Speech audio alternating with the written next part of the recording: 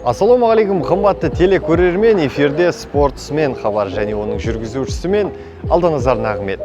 Бүгінгі шығарылым көркем гимнастикаға арналмақ. Көркем гимнастика бұл нәзік жанды аруларға арналған спорт түрі. Мұнда гимнастшылар лентамен, доппен, шеңбермен немесе затсыз әртүрлі гимнастикалық комбинацияларда орындайды.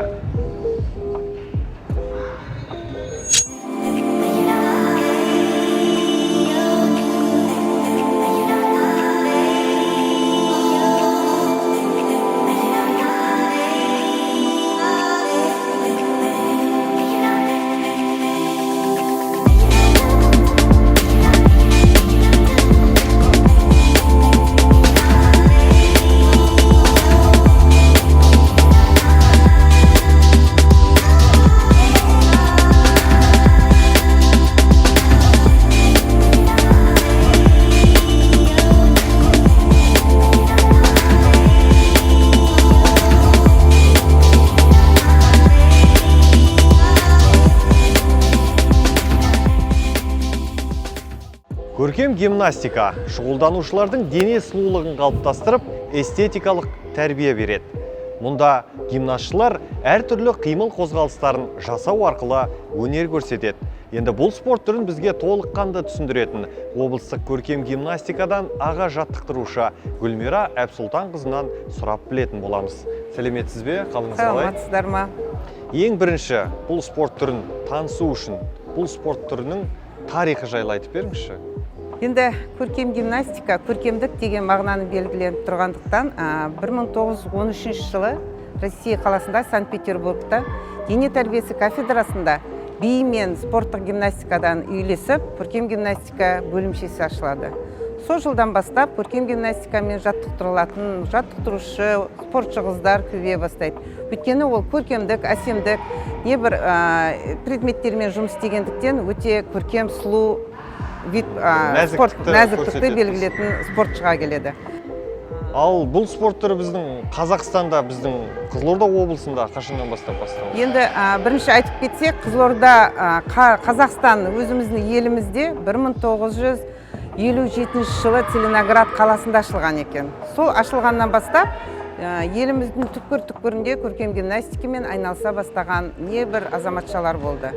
Соның ішінде енді 2011 жылы Қызылорда облысына да көркем гимнастика Сойры еліне келді.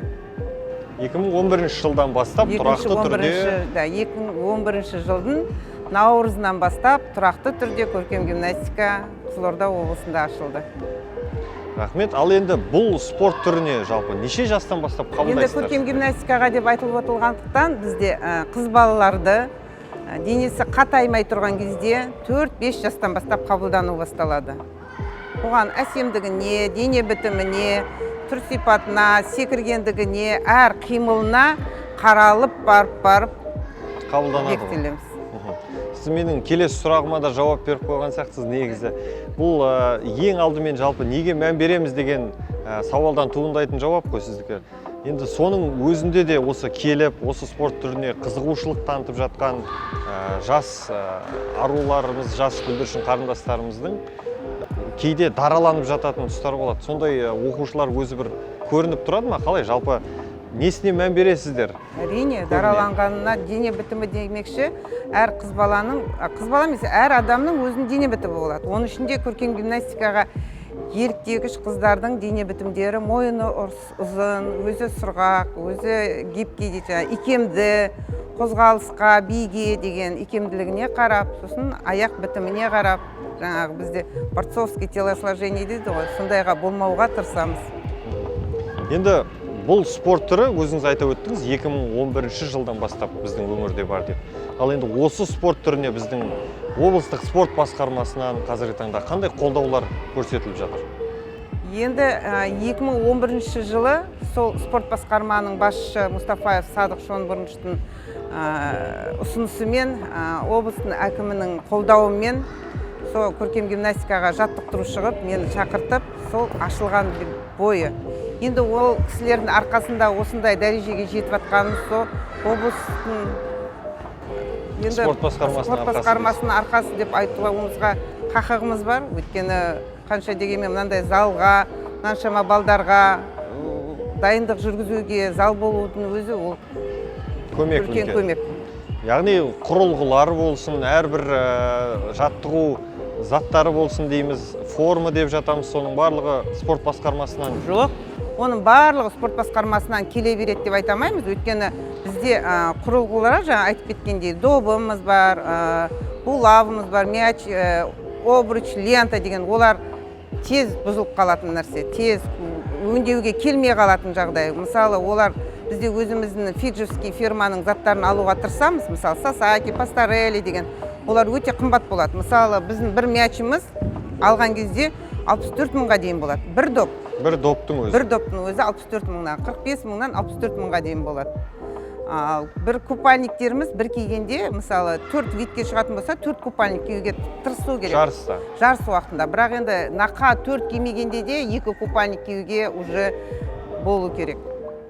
Сол енді оның бәрін облыс спорттан келе береді деп айтамаймын енді. Бұл кезде бізге кім? Ата-аналарымыз, құрметті ата-аналарымыз қолдау көрсетіп, өз балдары үшін барлық жағдайды жасауға тырысады, әрине. Ал бірақ спорттық жарыстар, оның ұйымдастыру жағы барлығы спорт басқармасына. Чемпионат Қазақстандарға, үлкен жарыстарға басқарма арқылы өзіміздің жаңа сборный өзіміздің Қызылордан сборный қыздарымыз бар ғой. Мысалы, біз қазір чемпионат Қазақстанға дайындалып жатырмыз. Бұйырса Нұр-Сұлтан қаласында жүргелі отырмыз. 2009 жылғы мына үлкен қыздарымыз кандидаты мастера спорта. Сол спорт басқармадан қолдау көрсетіледі. Қолдауымыз. Енді жарыс деп айта өттік, жарыс туралы тоқтала өтейікші. Жалпы біздің облысымызда және республикалық деңгейде қаншалықты деңгейде өткізіліп тұрады? Жарыстарға дегенде бізде облыстың өзіміздің ашық 2 мартта өтетін календарный планға енгізілген 2 жарысымыз бар. Ол желтоқсан айында тәуелсіздік күнге арналған және март айында біздің ашылу салтанатымызға байланысты сыр жұлдыздары атты ашық чемпионатымыз өтеді. Жақында өтті. Өтті, ашық чемпионатымыз өтті. Оған облыстың барлық түкпір-түкпірінен келеді. 300-ге жуық, 300-ден де көп оқушылар қатысады, спортшылар. Небір мен деген судьялар келеді, төрешілер, международный халықаралық төрешілер. Жарыс өз деңгейінде жақсы өтеді деп айта аламын. Ал үлкен жарыстар чемпионат Қазақстаны болып жатса, ол өзінің календарный план бойынша баруға тырысамыз, қалмауға тырысамыз. Өйткені әр жарыстың өзінің мәртебесі бар, әр жарыстың өзінің деңгейі бар, әр жарысты өтетін өзінің біз білмей қалатын тақырыптары болады. Мен енді өзім төреші болғаннан кейін мен ол жарыстардан қалмай, соларға қатысып, сол жақтағы қате болған, жаңадан талап, соны келіп өзімізге кеп жаттығамыз. Рахмет, түсінікті. Енді бұл спорт түріндегі қазіргі таңда сіз жаттықтырып жатқан жас бүлдіршіндеріміз, жаңа айтып жатсыз 2009 жылғы үлкен тобымыз деп. Қазіргі сіз жаттықтырып жатқан жас спортшыларымыздың қандай жетістіктері бар? Жетістіктерге тоқтала өтейікші. Ал енді оны айтып кетсек, біз 2019 жылы Ақтау қаласында, наурыз айында Ақтау қаласында Қазақстан Республикасының кубогы өтті. Сол кубокта біздің облыстың топтық қыздары мяч доппенен, 5 доппенен 2-ші орынға ие болса, ал таспамен, лентамен, 5 лентамен 3-ші орынға ие болды. Сол енді ең бір керемет жетістік. Бұл Қазақстан чемпионаты ғой, Иә, Қазақстан чемпионатындағы. Ал әлемдік аренада әлі бақтарын сынап көрген жоқ? Әлемдік аренада енді біз көркем гимнастикадан бөлек бізде эстетикалық топтық гимнастика деген өсіп келе жатыр, біліп кетсеңіз. Сол эстетикалық топтық гимнастикадан біз ол да 2019 жылдың ақпан айында біз Сингапур еліне осы топтықпен 2 топпен, 3 топпен ба, 2 топпен барып, қыздарымыз 3-ші орынға ие болып келді. 4 континентальный, 4 түрлікті жарыстан. Ол енді Қазақстанның атынан ұлттық құрама болып барып тұр ғой. Қазақстанның атынан шығып, біз 3-ші орынға, біздің командамыз, 2 тобымыз, 2 топта 3-ші орынға ие болып келді. Кубогы. Сингапур кубогы, 4 континентальныйдың кубогы, 2 орынға ие болдық. Ал біздің спортшылардың спорттық атақтарына тоқтала өтейікші. Жаңа өзіңіз айттыңыз, спорт шебері деп, сол жайлы айта өтсең. Ал атақтарына келетін болсақ, енді 2011 жылы ашылғаннан бері бізге қазіргі таңда 2 қызымыз мастер спортына алды. енді 4 қызымызды мастер спорттаға уже документін тапсырғалы отырмыз, амандық болса. Спорт шебері ғой. Спорт шеберіне, еліміздің спорт шебері атағына.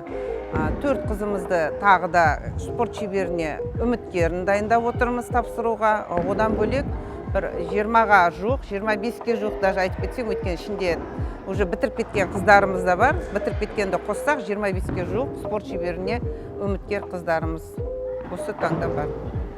Дәл қазіргі уақытта осы спорт түрімен қала деп бөлмей ақ қояйық, жалпы облыс бойынша қанша спортшымыз жаттығып жатыр осы спорт түрімен айналысуда қазір? Енді қазіргі таңда өкінішке қарай мен жалғыз ғана жаттықтырушымын. Облыс бойынша? Облыс бойынша жалғыз болғандықтан, енді қасымда жарты ставкаге хореографты қабылдап отырмыз. Сол себепті бізде қазір 3 тобым бар мен. Официальный үкіметтен берілген өзімнің айлық алып отырған 3 тобым бар. Ол жаңағы мастера спорта да бір тобым, кандидаты мастера спорта да бір тобым, сонымен бір мына кішкентай 2011 сауықтыру тобы. Санына келетін болса қанша? Мысалға бір топта қанша өнерпаз өнер көрсетеді? Бір топта үлкен қыздарда 10 қыз, 20 қыз, 42 қыз өзімнің тобыма бар. Енді сайыс жөнінде тоқтала кетсек, бағана айта өттік, сонда да тағы да нақтылай өтсек, жалпы сайыс барысы қалай болады? Негізгі көркем гимнастика жалпы нешеге бөлінеді? Негізі көркем гимнастика бізде топтық, жекелей деп бөлінеді.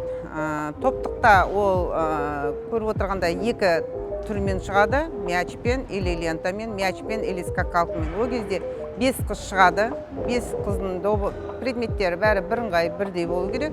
И өздерінің көріністері бар, белгіленген ережеге сәйкес өзінің несі бар, жазылған.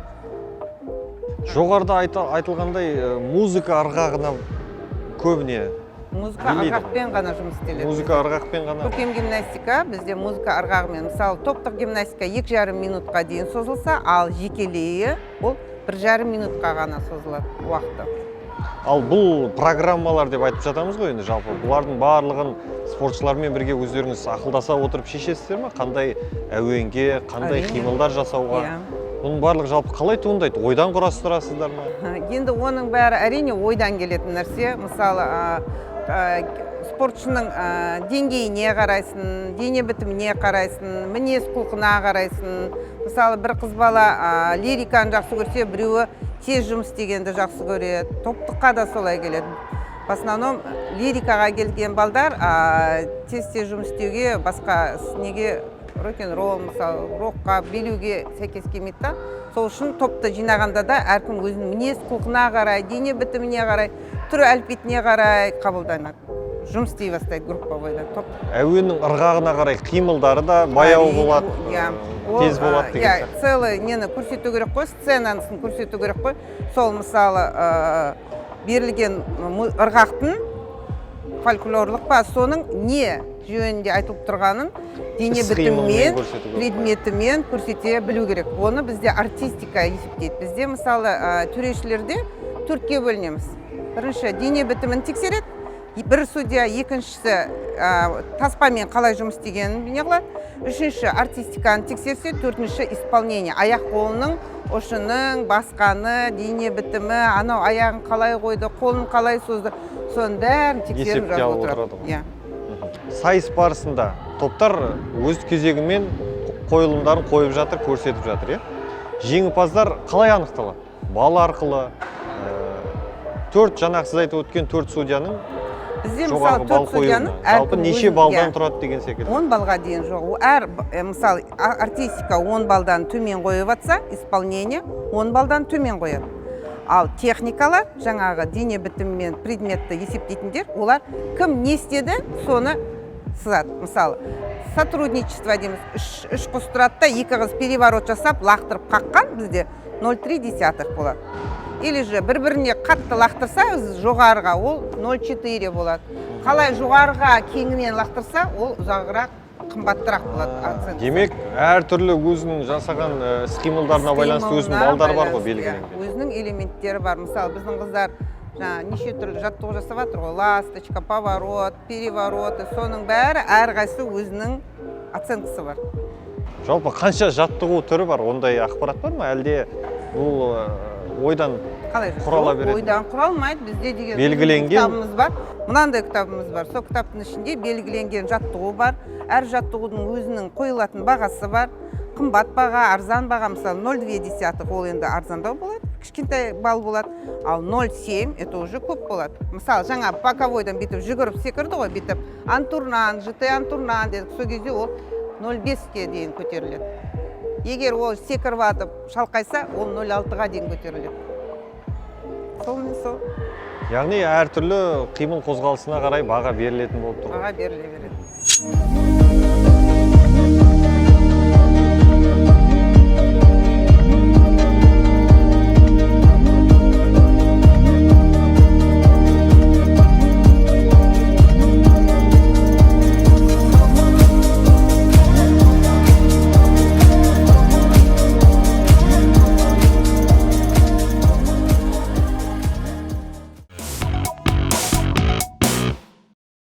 Гүлмира ханым, енді бағанан бері осы спорт түрі жайлы әртүрлі қызықты мағлұматтар, мәліметтер айтып жатсыз. Енді бұл спорт түрінің өзге би спорт түрлерінен қандай айырмашылықтар бар? Жалпы өзге спорт түрінен қандай айырмашылығы бар? Несімен дараланады бұл спорт түрі? Енді несімен дегенде көркем гимнастика көркемдігімен, әдемілігімен, әр жаттығудың қимыл іс-әрекетімен, мысалы көркем гимнастикада предметтен бөлек, таспадан бөлек, ол бидің стилін көрсету керек, хореографиясын көрсете білу керек, обязательно порядок, гибкость, растяжкасын көрсете білу керек, тут же и сон предметтің техникасын көрсету керек, мысалға айтсақ. Бұл көркем гимнастика аты айтып отқандай өзі көркемдігімен деп отырсыз ғой жаңа. Бұл тағы да бір ерекше дараланатын тұсы, бұл нәзік жанды арулар ғана айналысатын болғаннан кейін ерекше деп ойлаймын. Себебі ер кісілерге бұл спорт түрі мысалы арналмаған. Істеп жатыр уже ер кісілер. Ер кісілерге де қазіргі таңда бар ма? Россия, Япония уже ер кісілер шығып жатыр. Көркем гимнастикада. Жаңалық болды. Бұл тағы бір жаңалық болды. Енді бұл спорт түріне арналған киім үлгісі жайлы айта өтейікші. Енді киім үлгісі бізде купальник дейміз. Енді купальниктің неше түрі болады ғой. Бізде купальник болғанмен оның қолының жеңі болу керек. Үстінде көркейген әдемі тастары болу керек. Ол өрнектелу керек. Өрнек болғанда ол өрнек өзінің биіне көрсете білетін өрнек келу керек. Сәйкес келу керек. Сәйкес келу керек. Мысалы, классика болса, біз в основном қара мен алтынды араластырып киеміз. Черный купальникке, мысалы, қара велюрге алтыннан көмкеріп жасауға тырысамыз, өйткені ол классиканы көрсетеді. Ал егер ол би жағында басқа қазақшаға сәйкес келетіндей, жоқ басқа ұлтқа келетіндей болып жатса, шамалы ғана кей кезінде ғана білінер білінбес орнамент қою жерге тырысамыз. Бірақ оның бәрі тастармен көмкеріліп істелінеді.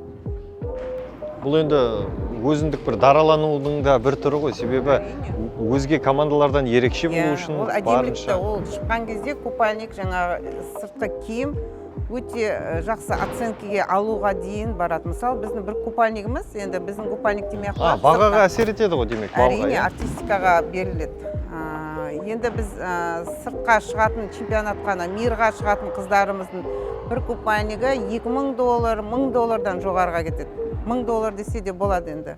Ал енді біздің купальниктеріміз одан гөрі шамалы енді төмендеу. Арзандау дейсіз. Әрине. Бірақ қымбат спорттардың бірі деуге жатқызуға болады. Енді бір мячымыз 64 000 теңге болғанда, бір таспасы 20 000 болғанда. Ал жүлделер туралы айта өтейікші. Онда мұншалықты қымбат заттармен жаттығу жасап, жарысқа шығатын болса, жүлделер тарапынан қандай бағалы сыйлықтар, ақшалай жүлделі болғанда, онда чемпионат Қазақстандарды жүлделі орындарға бізге тек медаль мен грамота ғой берілетін.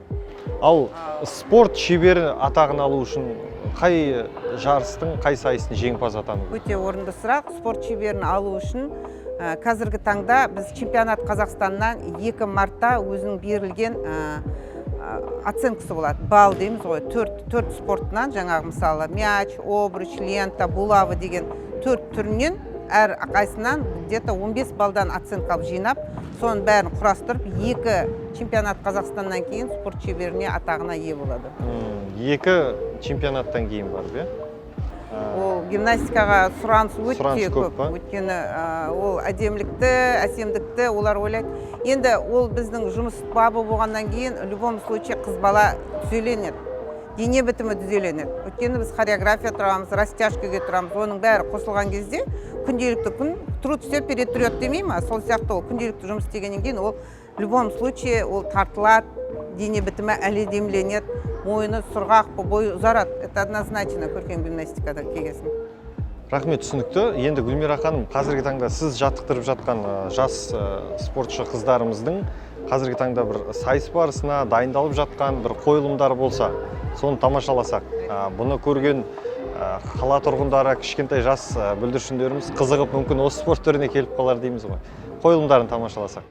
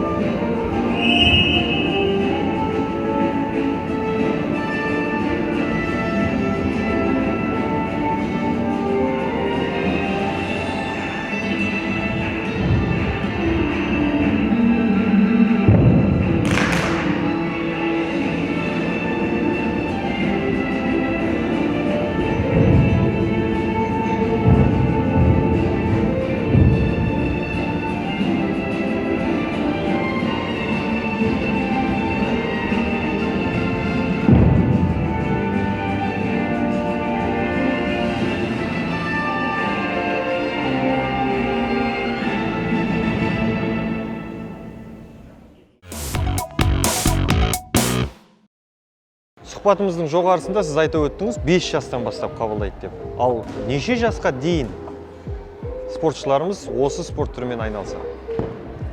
Енді бізде көркем гимнастика спорты ең жас спорт деп айтуға болады. Өйткені бізге гимнастикаға 4-5 жаста қыз балдар да келе бастайды.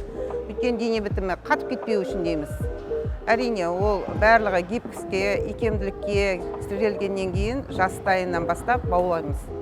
Ал неше жасында бітіреміз деген сұраққа енді 18 жасқа келе бере мастер спорттан қабылдап атса, қыздарымыз колледж бітіріп жаттықтырушыға көше бастайды. Демек, бұл спорт түрі 18 жасқа дейін деп айтуға болады. Егер құрама командасында болса республикасының, онда, конечно, әрі қарай 20 жас, 22 жасқа дейін Әлия Максутовна сияқты 22 жасында бітірді ғой біздің тренеріміз. Главный тренер Юсупова Әлия Максутовна 22 жасқа дейін жаттықтырған. Сол, а так біз 18 жаста уже аяқтала бастайды. Демек, 5 жасынан 18 жасына дейінгі аралықта ол спорт шебері атағын алып үлгерсе, ары қарай жаттықтырушыға өзін жаттықтырушы ретінде байқап көрсе болады дейсіз ғой, Енді ондай спорт шеберлері, жаттықтырушылар көбею керек, себебі бұл өте жас спорттардың түрі деп жатсыз. Қазіргі таңда Қазақстанда жақсы даму керек. Рахмет, Гүлмира ханым, түсінікті сұхбатыңызға, бүгінгі көркем гимнастика спорты жайлы толымды ақпарат бергеніңізге, алдағы уақытта жас бүлдіршіндеріңіз биік белестерді бағындырып, спорт шеберлері көбейе берсін. Сіздерге сұхбаттасқандарымызға өте қуаныштымыз. Рахмет сіздерге келгендеріңізге. Қымбатты телекөрермен, осымен біздің бағдарламамыз тәмам. Бүгінгі шығарылым нәзік жанды аруларға арналған көркем гимнастика болды.